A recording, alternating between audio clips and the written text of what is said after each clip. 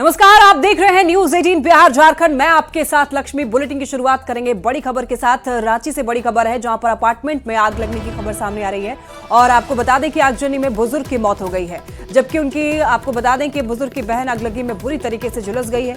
रांची के सिरम टोली में Paul apartment की यह घटना है जहां पर दूसरी मंजिल पर सुबह भीषण आग लगी और इस आग में बुजुर्ग जुल्तन सोरेन की झुलसने से मौत हो गई है, जबकि बता दें आपको कि बुजुर्ग की बहन जोलेन सोरेन की हालत गंभीर बताई जा रही है। आग लगने की जानकारी मिलने के बाद फायर ब्रिगेड मौके पर पहुंची, जिसके बाद कड़ी मशक्कत के बाद आग पर काबू पाया गया है। आग किस वजह से लगी है अब इस बात का खुलासा नहीं हो पाया है। देखिए, आपको दिखा रहे हैं जहां पर आग लगी है उस बिल्डिंग की ये तस्वीर है और ये देखिए घर के अंदर की तस्वीर। सब कुछ सारा सामान जो है वो जलकर राख हो चुका है। अभी फिलहाल बहन की झुलसने से हालत गंभीर बताई जा रही है। फायर ब्रिगेड ने कड़ी मशक्कत के बाद आग बुझाई है। कई सारे सामान जो है वो जलकर खाक हो गए हैं। हालांकि आग किस वजह से लगी है इस बात का खुलासा नहीं हो पाया है, लेकिन लाखों का नुकसान बताया जा रहा है।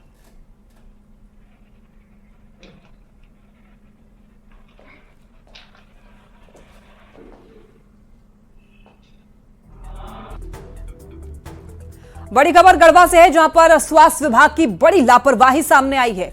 यहां सदर अस्पताल में सप्लाई की गई प्रेगनेंसी टेस्ट किट के कमीशन खोरी की भेंट चढ़ने के आरोप लग रहे हैं।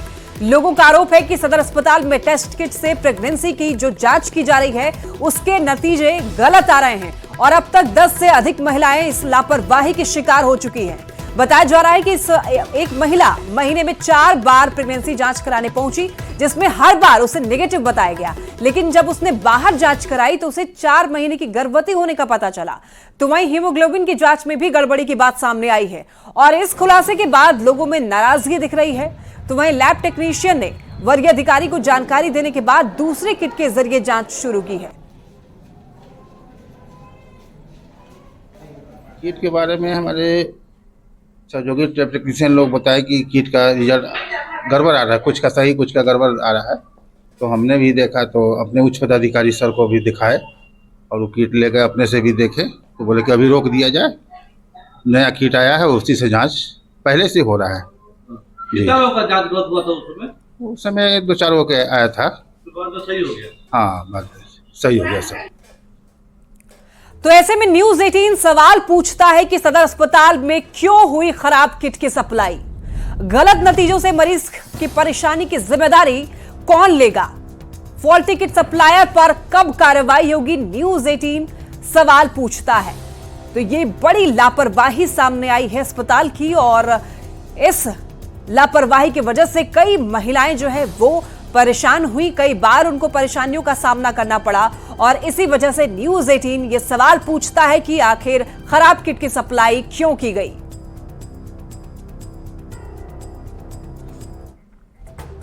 लोकसभा चुनाव की हलचल, चतरा दौरे पर आएंगे रक्षा मंत्री राजनाथ सिंह। जी हां, बड़ी खबर आप तक पहुंचा रहे हैं। 14 मार्च को चुनावी रणनीति पर मंथन होगा। 4 लोकसभा सीट पर चर्चा करेंगे, चतरा पलामू पर मंथन करेंगे, हजारीबाग कोडरमा पर भी फोकस रहेगा। बीजेपी नेताओं के साथ में चर्चा की जाएगी। तो 4 लोकसभा सीट पर चर्चा की जाएगी। बड़ी खबर आप तक पहुंचा रहे हैं। लोकसभा चुनाव को लेकर के हलचल अब बढ़ चुकी है। चतरा दौरे पर आने वाले हैं रक्षा मंत्री राजनाथ सिंह और यहां पर 14 मार्च को चुनावी रणनीति पर मंथन किया जाना है। 4 लोकसभा सीट पर खास तौर पर फोकस रहेगा। चतरा पलामू पर मंथन करेंगे, हजारीबाग कोडरमा पर भी फोकस रहेगा, जिसमें आपको बता दें कि चतरा से अभी फिलहाल कौन उम्मीदवार होगा इस बात का अभी ऐलान नहीं किया गया है बीजेपी की तरफ से। बीजेपी के नेताओं के साथ में चर्चा करने वाले हैं रक्षा मंत्री राजनाथ सिंह, आने वाले हैं और यहां पर चतरा पलामू सीट पर मंथन किया जाएगा। झारखंड के श्रम नियोजन मंत्री सत्यानंद भोक्ता चतरा से आरजेडी उम्मीदवार होंगे। सूत्रों के मुताबिक भोक्ता के नाम पर महागठबंधन में सहमति बन गई है। आरजेडी ने झारखंड से 2 लोकसभा सीट मांगी है। चतरा सीट लगभग फाइनल बताई जा रही है। भोक्ता पहली बार लोकसभा चुनाव लड़ेंगे। आपको बता दें कि वो चतरा से 2 बार आरजेडी विधायक रहे हैं। चतरा में पिछले 2 चुनाव में बीजेपी को जीत मिलती रही है और ऐसे में महागठबंधन ने बीजेपी के मुकाबले इस बार सत्यानंद भोक्ता पर दांव आजमाया है। गिरिडीह लोकसभा सीट पर एक बार फिर आजसू और जेएमएम के बीच सियासी भिड़ंत की तस्वीर बनती हुई दिख रही है। गठबंधन में फिलहाल सीट शेयरिंग का फॉर्मूला तय नहीं हुआ है, पर माना यह जा रहा है कि सीट जेएमएम के ही हिस्से में आएगी और ऐसे में टुंडी की विधायक मथुरा महतो का टिकट पक्का माना जा रहा है। इसीलिए मथुरा महतो ने अपनी तैयारी अब तेज कर दी है, पर आजसू की चुनौती भी कम मजबूत नहीं है। प्रत्याशी की घोषणा या प्रत्याशी का चयन पार्टी के बैठक में किया जाता है। अभी जो राजनीतिक परिस्थिति है इस राज्य में, अभी सीटों के बंटवारे को लेकर के बैठकें चल रही है और उन बैठकों का जो नतीजा आएगा उसके बाद हम लोग सीट के बारे में भी बता देंगे कि किन किन सीटों पर झारखंड मुक्ति मोर्चा चुनाव लड़ रही है और कौन कौन प्रत्याशी होंगे। देखिए, प्रत्याशी हमारा जो भी हो, ये हमारा पार्टी का संसदीय बोर्ड तय करेगा। आसन्न लोकसभा चुनाव में और जा रहा सवाल झारखंड मुक्ति मोर्चा का प्रत्याशी का, तो मुझे प्रत्याशी की कोई परवाह नहीं है कि झारखंड मुक्ति मोर्चा या कांग्रेस किसी को प्रत्याशी बना, हमको उससे मतलब नहीं है। लोकसभा चुनाव की हलचल बढ़ गई है। बड़ी खबर, छत्तीसगढ़ के सीएम झारखंड आएंगे। 11 मार्च को संथाल में जनसभा होगी। आपको बता दें कि लिट्टीपाड़ा की सभा में शामिल होंगे। राजमहल प्रत्याशी ताला मरांडी से मिलेंगे। विधायक अनंत ओझा के साथ में बैठक करने वाले हैं। चुनावी रणनीति बनाएंगे विष्णुदेव साय। बड़ी खबर आप तक पहुंचा रहे हैं। छत्तीसगढ़ के सीएम झारखंड आने वाले हैं। झारखंड में बड़ी हस्तियों का आगमन होने जा रहा है, तो लोकसभा चुनाव की जो हलचल है वो बढ़ती हुई दिख रही है। 11 मार्च को संथाल में जनसभा होगी और लिट्टीपाड़ा की सभा में शामिल होंगे।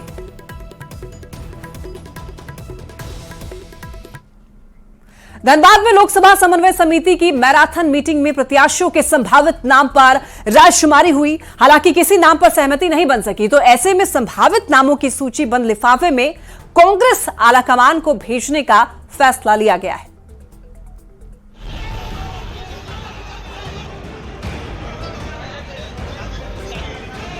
धनबाद में बंद कमरे में कई घंटे चली बैठक के बावजूद कांग्रेस उम्मीदवार के नाम पर सहमति नहीं बन सकी। कांग्रेस प्रभारी गुलाम अहमद मीर ने सभी प्रमुख नेताओं से रायशुमारी करने की कोशिश की, पर किसी एक नाम पर सर्वसम्मति नहीं बन पाई। ऐसे में संभावित उम्मीदवारों के नाम बंद लिफाफे में कांग्रेस आलाकमान के पास भेजे जाएंगे और अब वहीं से प्रत्याशी के नाम का ऐलान किया जाएगा। पर कांग्रेस कार्यकर्ताओं की एक ही मांग है कि इस बार स्थानीय उम्मीदवार को टिकट दिया जाए। मजदूर से जुड़ा हुआ जो लीडर है, जो 24 घंटा मजदूर के सेवा का काम करता है और जो मजदूर के बीच में रहता है, जो कि वोट इकट्ठा कर सकता है, वैसे प्रत्याशी को धनबाद जिला से टिकट मिलना चाहिए। तो चेहरा तो बहुत है, लेकिन उसमें वैसा चेहरा देना होगा जो 5 लाख ओवर से जीता बीजेपी, तो उसका आधा करने से 2.5 लाख हो रहा है। 2.5 लाख में और 10,000 जोड़िए, माने 2,60,000 वोट जिसको लाने का कैपेसिटी है, वैसा प्रत्याशी को देगा तभी जाके सीट निकाल सकता है, वरना हम लोग कड़ा संघर्ष में जीत सकते हैं। साल 2019 में हुए लोकसभा चुनाव में कांग्रेस उम्मीदवार कीर्ति आजाद को 27% यानी कि 3,41,000 वोट मिले थे और उन्हें बीजेपी के हाथों 4,86,000 वोट के अंतर से मात खानी पड़ी थी। जबकि 2014 के लोकसभा चुनाव में कांग्रेस प्रत्याशी अजय दुबे को 2,50,000 वोट मिले और उन्हें बीजेपी से 2,92,000 वोट के अंतर से मात खानी पड़ी थी। धनबाद जिला के रहने वाला आदमी चाहिए। और सबसे है जो देखिए, सबसे जो गांव में, बाजार में, टाउन में जो प्रत्याशी जाता आता हो, ये करता हो कि जिसको भी कांग्रेस पार्टी ने वहां से टिकट दे दिया, उसके लिए हम लोग काम करें, एबीसीडी कोई भी हो। लेकिन यहाँ गुटबाजी के चलते आज तक पीएम सिंह विजयी भव हो रहे हैं। मजदूर बहुल धनबाद लोकसभा सीट पर एक बार फिर चुनावी सरगर्मी तेज हो चुकी है, पर अब तक न तो बीजेपी और न ही कांग्रेस ने किसी उम्मीदवार के नाम को फाइनल किया है। ऐसे में सबकी निगाहें उम्मीदवारों के नाम की घोषणा पर जाकर टिकी हुई हैं।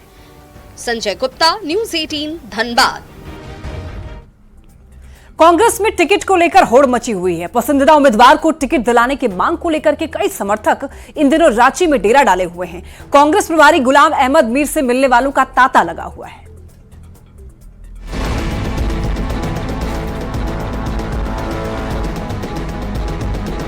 सर्किट हाउस में इन दिनों झारखंड के गांव-गांव से कांग्रेस कार्यकर्ताओं का तांता लगा हुआ है। दरअसल इसी सर्किट हाउस में कांग्रेस प्रभारी गुलाम अहमद मीर ठहरे हुए हैं, इसलिए उनसे मिलने और पसंदीदा नेता को टिकट दिलाने के लिए समर्थकों की भीड़ उमड़ पड़ी है। हर किसी की एक ही मांग है, खतियान अधारी और मूलवासी प्रत्याशी को मैदान में उतारा जाए। कि भाई जनाधार को बढ़ाना है, कांग्रेस का ज्यादा से ज्यादा लोकसभा सीट अगर कांग्रेस को लाना है तो यहाँ जो बृहत कम्युनिटी है, जो जनसंख्या में ज्यादा कम्युनिटी है, जैसे कुर्मी समाज पूरे झारखंड में अगर 3.5 करोड़ अगर जनता है तो 1.5 करोड़ कुर्मी जाति के सिर्फ एक जात का लोग 1.5 करोड़ है, उस पर भी ध्यान देने की ओर इनको आकर्षित किया गया। जो भाजपा के भी केडर हैं वो हम लोग से भी संपर्क कर रहे हैं कि इस बार हम लोग एकदम भाजपा को वोट ना देके कांग्रेस का कोई भी स्थानीय प्रत्याशी होगा तो उनके साथ हम लोग हैं, लेकिन अंदरूनी तरीके से रहेंगे, वो संपर्क में हम लोग के साथ। गठबंधन के अंदर 14 लोकसभा सीट के बंटवारे को लेकर अब भी मंथन जारी है। हर सीट पर चुनाव जिताऊ उम्मीदवार की तलाश हो रही है। टिकट के दावेदार रांची से लेकर दिल्ली तक लॉबिंग करने में भिड़े हुए हैं। बीजेपी का सामना करने के लिए खतियानधारी और मूलवासी प्रत्याशी की मांग जोर शोर से उठ रही है। जनता को भी टेस्ट है, जब आप कहते हो कि हमें इस तरह का चाहिए, अगर हम दे रहे हैं वो, तो फिर भी आप किसी और स्लोगन को लेकर फिर कल फैसला गलत दोगे तो वो तो जनता पर भी ब्लेम आएगी ना। तो इसलिए हम देखेंगे कि ज्यादा से ज्यादा लोग वो हो जो यहाँ के जनता की इच्छा हो। पिछले चुनाव में मिली हार से सबक लेकर इस बार कांग्रेस ने बाहर की बजाय स्थानीय उम्मीदवार को प्राथमिकता देने का फैसला लिया है। ऐसे में ये देखना दिलचस्प होगा कि कितनी सीट पर स्थानीय प्रत्याशी का डंका बजता है। अविनाश कुमार, न्यूज़ 18, रांची। जेएमएम के पूर्व विधायक सरफराज अहमद राज्यसभा चुनाव में इंडी गठबंधन के उम्मीदवार होंगे। उनके नाम पर गठबंधन में सहमति बन गई है। 10 मार्च की शाम में आपको बता दें कि सीएम चंपाई सोरेन के आवास पर सहयोगी दलों की बैठक होगी और इसमें आपको बताते चले कि जेएमएम, आरजेडी, कांग्रेस और माले के विधायक शामिल होंगे और अगले ही दिन यानी कि 11 मार्च को सरफराज अहमद राज्यसभा उम्मीदवार के रूप में नामांकन पत्र दाखिल करेंगे। नामांकन दाखिल करने का यह अंतिम दिन है। सरफराज अहमद ने 31 दिसंबर को विधायक पद से इस्तीफा दे दिया था।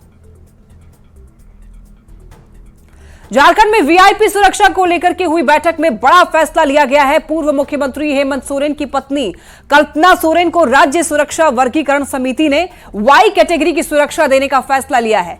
झारखंड के वीआईपी की सुरक्षा पर खतरे को देखते हुए समीक्षा की गई और इस बैठक में राज्य के 119 लोगों की सुरक्षा पर मंथन हुआ। इसमें हेमंत सोरेन को जहां Z+ की कैटेगरी दी गई, Z+ कैटेगरी की सुरक्षा दी गई है, तो वहीं उनकी पत्नी कल्पना सोरेन को वाई कैटेगरी की सुरक्षा दी गई है। इसके साथ ही बीजेपी के प्रदेश अध्यक्ष बाबूलाल मरांडी की भी सुरक्षा बढ़ा करके Z कैटेगरी कर दी गई है।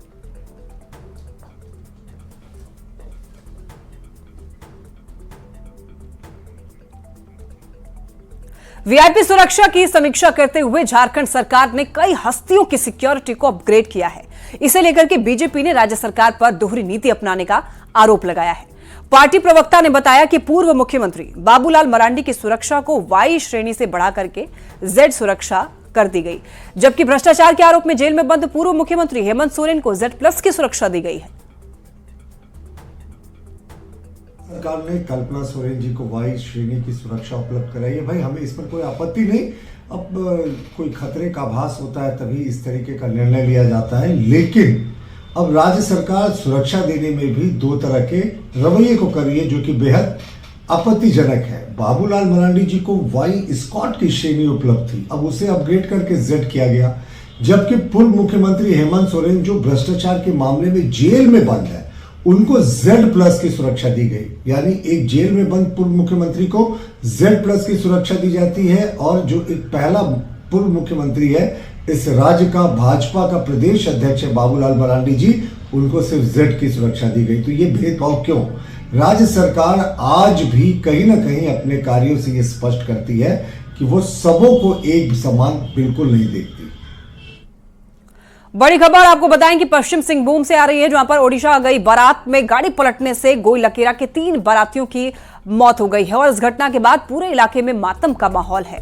ये बारात ओडिशा के मुंडाजोर में गई थी। 3 मृत युवक गोइलकेरा थाना क्षेत्र के वनपोसेता गांव के रहने वाले थे।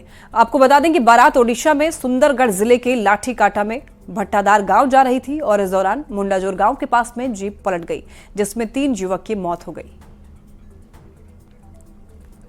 गढ़वा में चिनिया प्रखंड के खुरी गांव में करीब 10 करोड़ की लागत से बने पुल का उद्घाटन किया गया। छत्तीसगढ़ और झारखंड को जोड़ने वाला यह पुल कनहर नदी पर बना हुआ है। इस पुल के बन जाने से छत्तीसगढ़ और झारखंड के बीच की दूरी कम हो गई है। पेयजल एवं स्वच्छता मंत्री मिथिलेश ठाकुर ने इस पुल का उद्घाटन किया और योजना के पूर्ण होने से चिनिया प्रखंड के सुविधा संपन्न प्रखंड बनने का दावा किया। आज सबसे बड़ा तोहफा हम लोगों ने चिनिया की जनता को देने का काम किया है कि बरसों की मांग थी आज़ादी के बाद से। बहुत सारे जनप्रतिनिधि हुए लेकिन किसी का ध्यान इस ओर नहीं गया। छत्तीसगढ़ से झारखंड को चिनिया को जोड़ने वाली कन्हर नदी पर पुल का आज उद्घाटन हमने किया है, जिससे हमारे छत्तीसगढ़ वासियों और हमारे झारखंड वासियों, खास करके चिनिया गढ़वा के लोगों को और आसपास के जो हमारे बगल के विधानसभाएं डंडई और भी प्रखंडों के वासियों को काफ़ी इसका लाभ मिलेगा।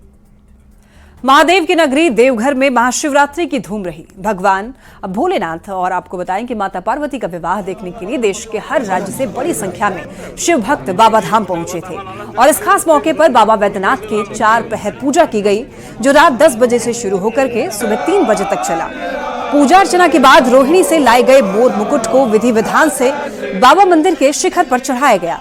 पूजा अर्चना के दौरान भगवान को आपको बताते चलें कि शादी के वस्त्र, इत्र और माला के साथ भांग का भी भोग लगाया गया। साथ ही पूरे विधि विधान से भगवान की पूजा अर्चना कर जन जन के कल्याण की कामना की गई।